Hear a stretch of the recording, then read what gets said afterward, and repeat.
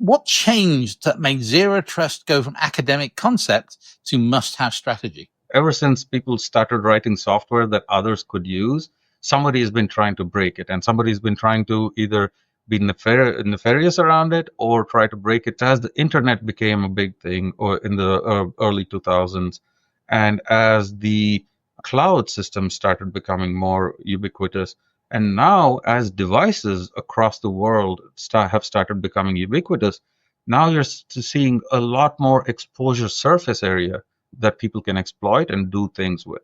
And not only that, the number of people that are interfacing with these things or interacting with these systems has increased exponentially. It's quite a paradox, isn't it? The very people who need to use the system don't trust it. What I like about, as you say, about your blog post is you're not just identifying problems and admiring the problem. As I say, your solution to the paradox is something you call intelligent friction. What does intelligent friction actually look like in practice? Intelligent friction, in my mind, is there are two ways of thinking about this. One is you want to add the friction. At the more basic, it is you want the friction to be there when a system or thing needs to be secure, but then it should vanish. It should not be there at all. The least friction, while there is friction, is what you want.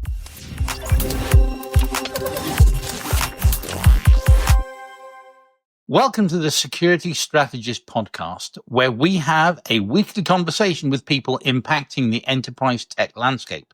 My name is Jonathan Kerr, and I will be your host today. Today, I am speaking with Sudhir Reddy, the Chief Technology Officer at Esper, about zero trust and everything that accompanies it in the modern cybersecurity space. Sudhir challenges the core assumptions of this popular security model. We'll be diving deep into the trust paradox and explaining how to build security systems that work with, not against, human nature. Sudhir, welcome to the Security Strategist. Before we dive into zero trust, could you briefly tell our listeners about your journey to becoming CTO at Esper and what sparked your interest in challenging conventional security wisdom? Thank you. It's a pleasure to be here, Jonathan, and it's a pleasure to meet you. Yeah, I have a varied background. I started off my career with building enterprise software, in which obviously security was a huge concern and was part of the daily life of what we built and things. And then I moved to building software for small businesses as part of my work at Intuit. And there as well, it was super important on how you secure these small businesses and their livelihoods and their things. And so throughout my career, security has been a huge part. And then I led engineering at Chef Software for a while, where we actually had offerings around security. And that's what honed my thought process and my thinking around how security should be treated and how we should be able to do things in a secure world, but without putting chains and barriers in front of people as we go through security. Okay, well, thank you very much. If we can, start with the basics. If you had to explain zero trust to a CEO who's heard the buzzword but doesn't really understand it, how would you describe what it actually means in practice? Yeah, I would start with saying that zero trust is really at the core of it about verification at every step of the way, verifying that the person or the device or the thing that you're allowing to do anything in the system is the right person and is authenticated and authorized to do that work. So it's really about verification, and there's an assumption of trust in this. And there's an assumption that people will trust the system if you build it with all the verifications. That's what really zero trust is about. But at the end of it, the paradox that we'll talk about is that it is actually built to build trust among the users and people that are interfacing with this. Interesting. And so what's driving so many organizations to adopt this approach now? What changed that made zero trust go from academic concept to must-have strategy? Yeah, that's a great question. So several things have happened. Security and system security has always been a thing that we worry about. Ever since people started writing software that others could use, somebody has been trying to break it, and somebody's been trying to either be nefarious around it or try to break it just for academic reasons, etc. So there's always this thing where you need to build a secure system in your software. But as things have progressed, as the internet became a big thing or in the early 2000s, and as the Cloud systems started becoming more ubiquitous. And now, as devices across the world have started becoming ubiquitous, now you're seeing a lot more exposure surface area that people can exploit and do things with. And not only that, the number of people that are interfacing with these things or interacting with these systems has increased exponentially. That's one aspect. And then we now see that with the power of AI and with the things, remember, AI is not just a tool that good people use, bad people use them too. So with that, it's become much more of a sophisticated attack vector, if you will, as well as a sophisticated set of defense mechanisms that people have put in place. But all of this is built around this notion that trust nobody, put barriers in every single place that you possibly can to make sure that you're securing access to that system. Fascinating. So we have this increasingly popular approach. But in your recent article, you spotted a fundamental problem with it. Zero trust systems, as you said, actually require human trust to work. I'm intrigued. Can you walk us through this paradox? How does a never trust system break down when the humans using it don't trust the system itself?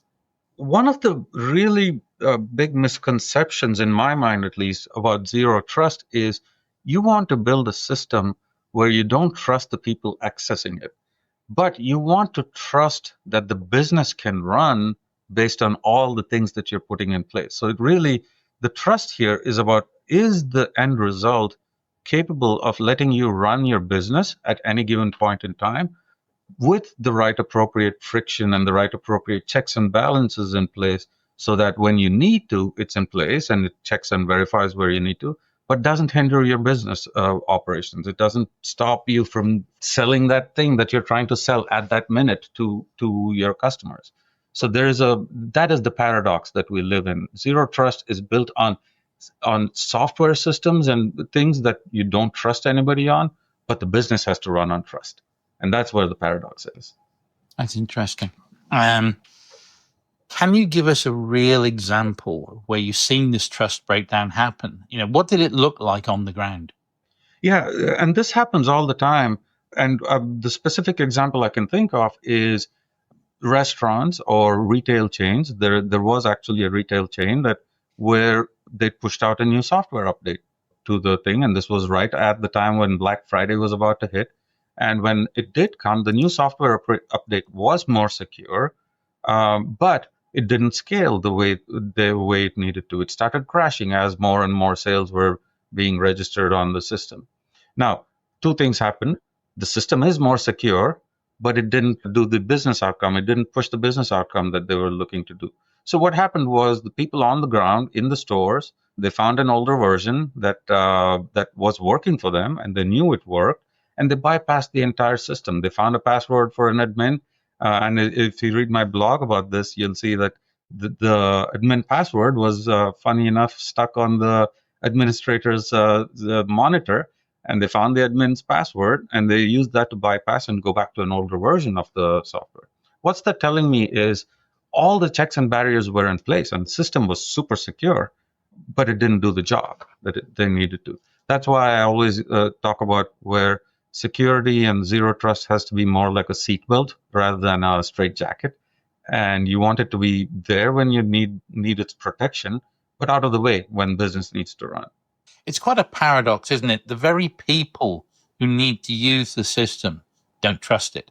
What I like about, as you say, about your blog post is you're not just identifying problems and admiring the problem, as you say. Your solution to the paradox is something you call intelligent friction. Again, like so much of this, is quite an intriguing term. What does intelligent friction actually look like in practice? Yeah, intelligent friction in my mind is there are two ways of thinking about this. One is you want to add the friction. At the more basic, it is you want the friction to be there when a system or thing needs to be secure, but then it should vanish. It should not be there at all. The least friction, while there is friction, is what you want. And then there is the notion of progressive friction. A great example for me is the banking software that I use. when I go into my phone and I look at my bank account, all of the things that I need to just read, like my balances and payments coming up and things, I can access them with just the basic authentication that they have, where they scan my face or they look at a fingerprint and let me in through there. But then when I want to actually make a transaction, which could be if in the wrong hands, it could be a damaging thing, that needs an additional level of authentication. So then ask me to use my authenticator password or something. Now that to me is really well designed, intelligent friction, where for the basic things, it's not in the way, it does the basic stuff and lets you do your thing. But when it goes into a more secure area, if you will, of the thing, then now it asks me to do more things.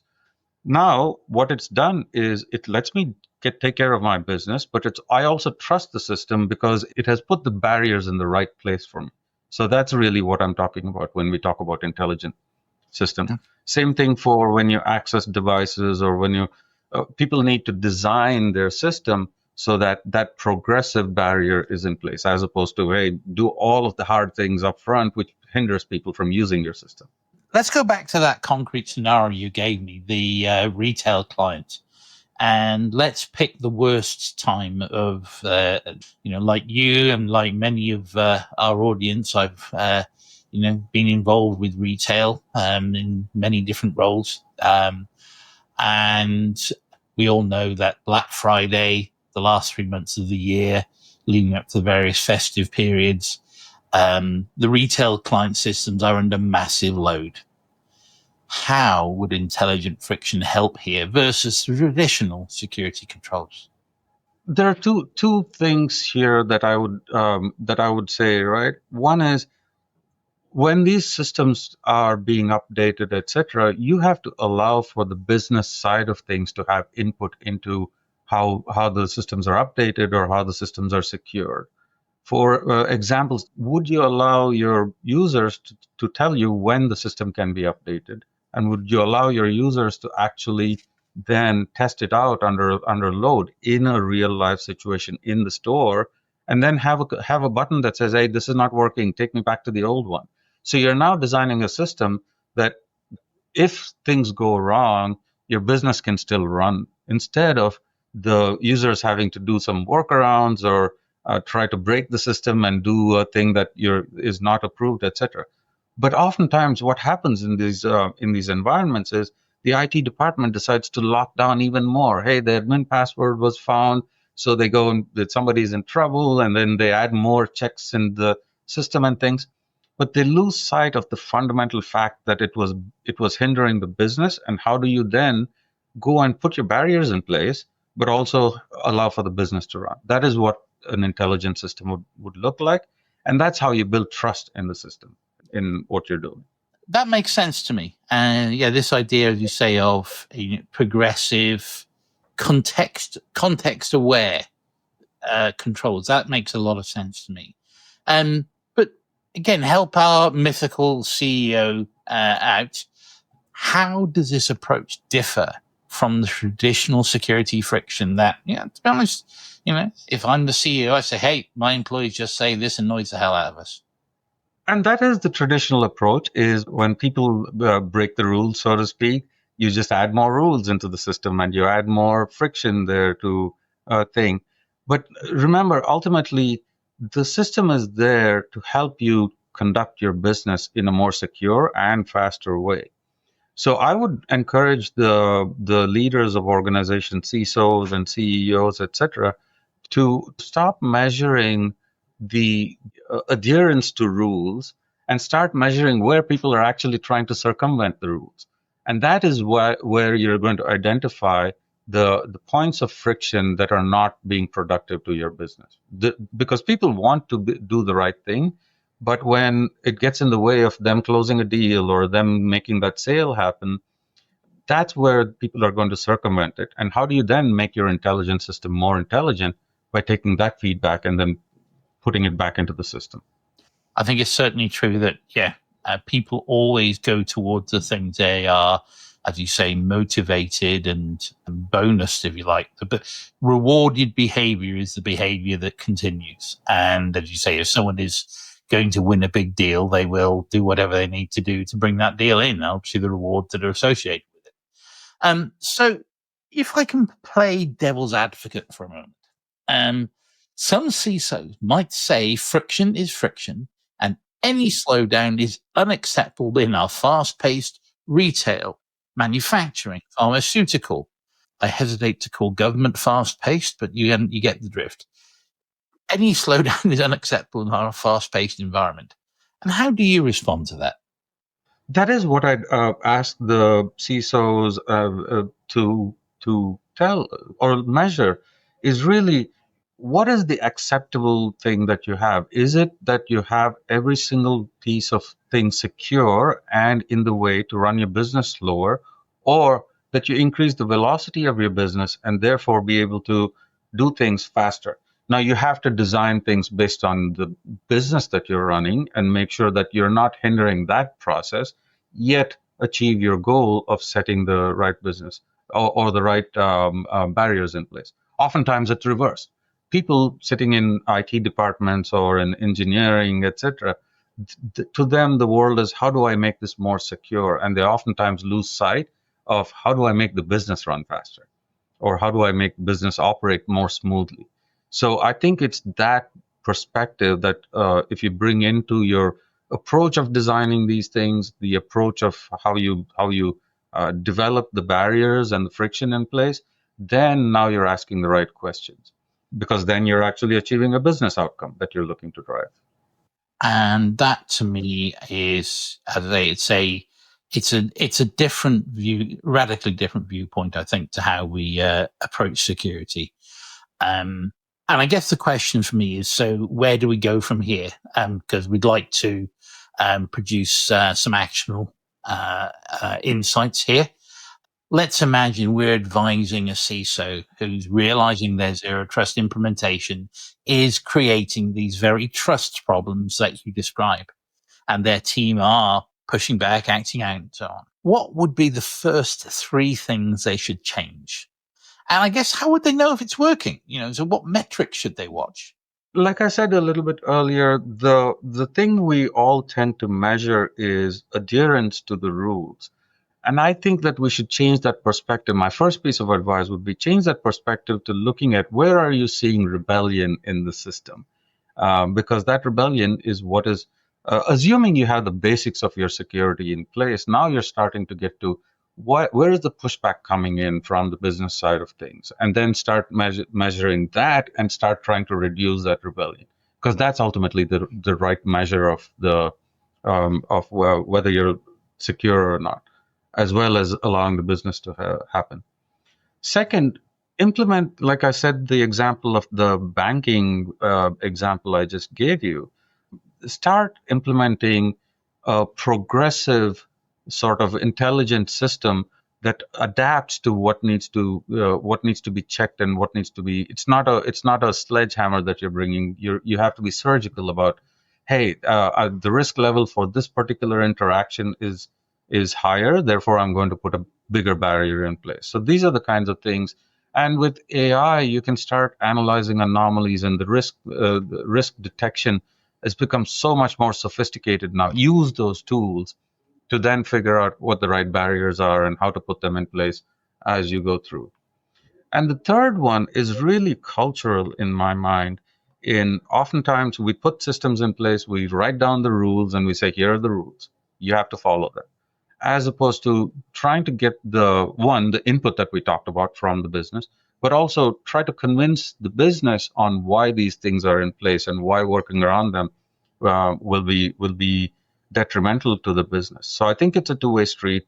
The culture aspect is not to be neglected at all, because that is what really ultimately helps you on whether people are going to just try and circumvent the system, or if they're going to adopt it and then give you feedback on what to improve on it. That makes sense. Thank you.